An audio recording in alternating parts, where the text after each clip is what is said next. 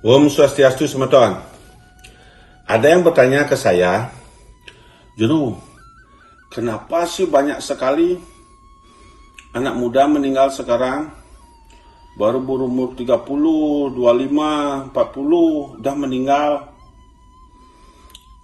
Kebanyakan ibu-ibu. Kemarin ada orang aben ngerit, Juru, kebanyakan anak-anak muda yang sawonya yang di sana ada 200 sawo.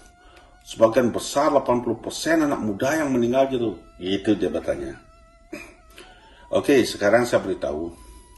Kelahiran umat manusia sebelum tahun 2016 adalah kelahiran terakhir yang harus penebus kutukan kelahirannya dari 14 keturunan sebelumnya. Misalnya, kalau kematian manusia menunggalnya Jiwatman dan Paramatma Menadi Dewa, apabila di saat hidup dia tidak bisa memunggahkan dewanya menunggal sama Brahman, dia akan kembali ke melinggih Menadi Dewa di sorga langit di Dewa Kauta.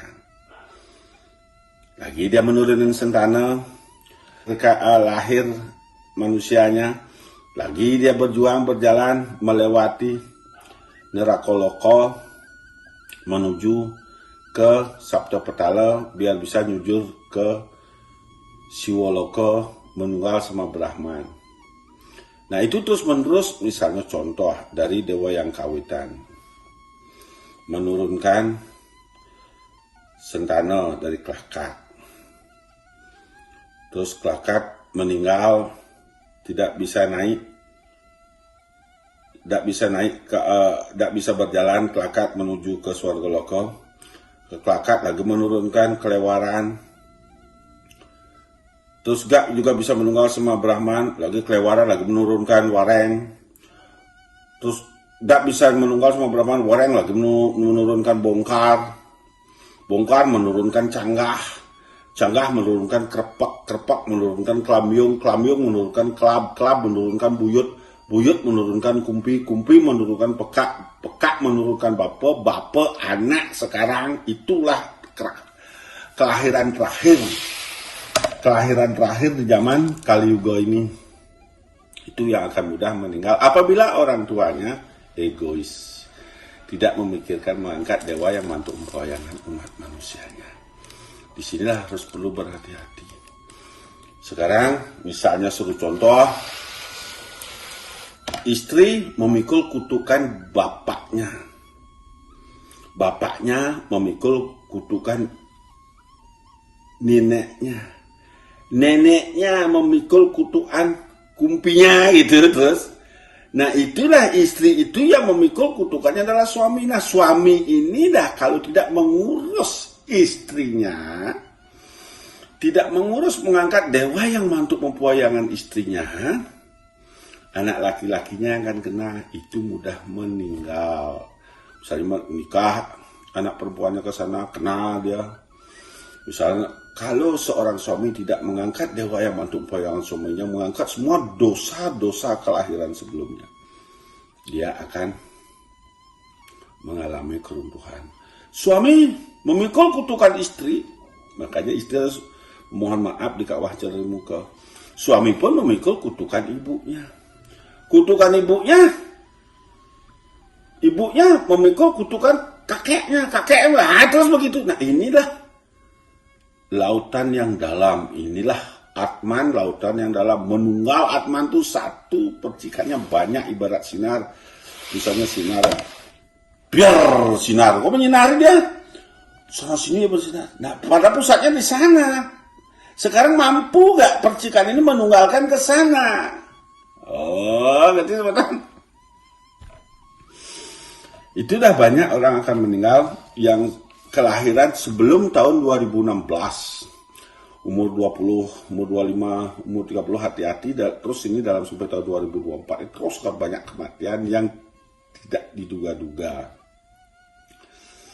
Maka Saptapetala, Betara Siwa Mahaguru, 11 tingkatan Atman menurunkan Dupa Sudamala. Dupa Sudamala itu artinya menetralkan semua penyakit.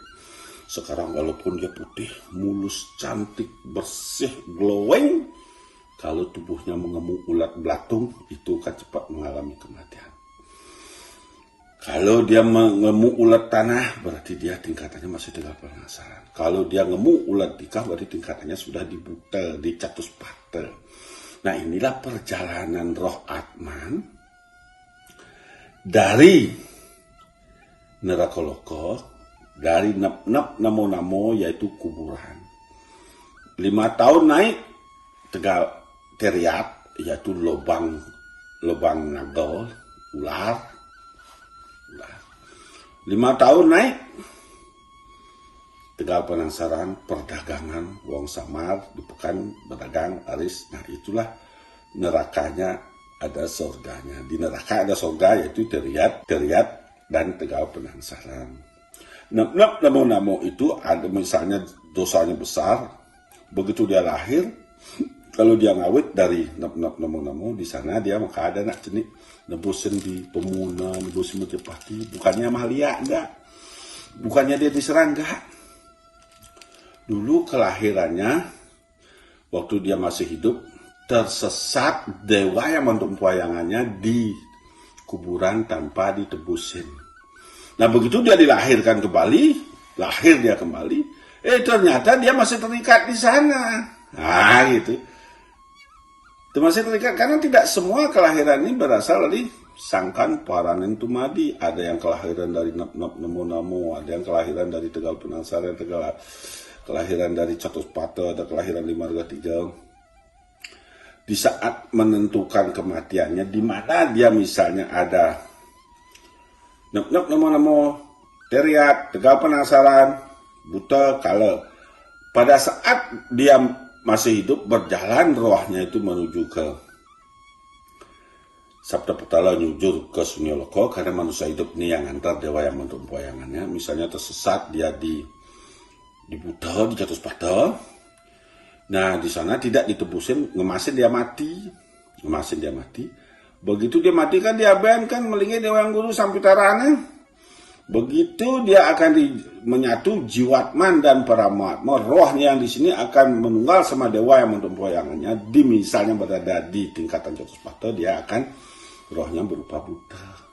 Kalau dia matinya, waktu rohnya tersesat, kematiannya berada di tegal penasaran, menunggalnya jiwatman dan paramatma. Setelah diaben, setelah melinggih, berupa wong samar. Makanya buta kalau wong samar apapun itu semua bagian dari roh leluhur kita yang tersesat. Yaitu belum bisa menunggalkan jiwatman dan paramatmanya munggah menuju ke Siwoloka. Maka data-gata leluhur. Orang leluhur dilek, orang leluhur bagian di roh kita itu. Karena jiwatman di sini, paramatma di Buana Agung. Ini dah berjalan, kita yang mengantarkan dari perbuatan kita. Bukannya begitu mati, nah boman, bapak swarga jadi menunggal, pojak betara sengang widi, nujur apa sudah lakukan, jakalah jemaah muni, itu dah ajaran dipalsukan untuk memudahkan, menghalukan manusia supaya tidak berbuat. Maka akan manusia banyak berhalu dengan kepalsuan, makanya dia selalu demogi selamat sarang samilan antar sejarah dan pemargi. Pada itu membutuhkan perbuatan-perbuatan untuk mengangkat dewa yang bentuk poyangannya di saat masih hidup. Misalnya dia tersesat di kawah Cendra di Muka, sebenarnya istri sebenarnya di sana mohon maaf kepada suami agar suami tidak berat memikul dosa. Itu sudah takdir laki-laki itu adalah memikul dosanya sang istri. Malah merasa sang istri, kesadarannya tinggi, sudah ingat Allah.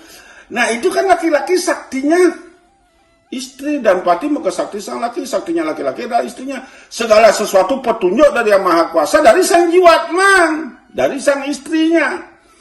Ya marah sang Mario kalau nawang kayak gitu kurangnya sang dilecehkan suaminya, nggak bisa begitu, suaminya tetap dewa dalam rumah tangga, jangan dilecehkan begitu nggak sama tangga. Untuk malu kirang langkung atau naskah sempurna sudah bentuk permasalahan santi om.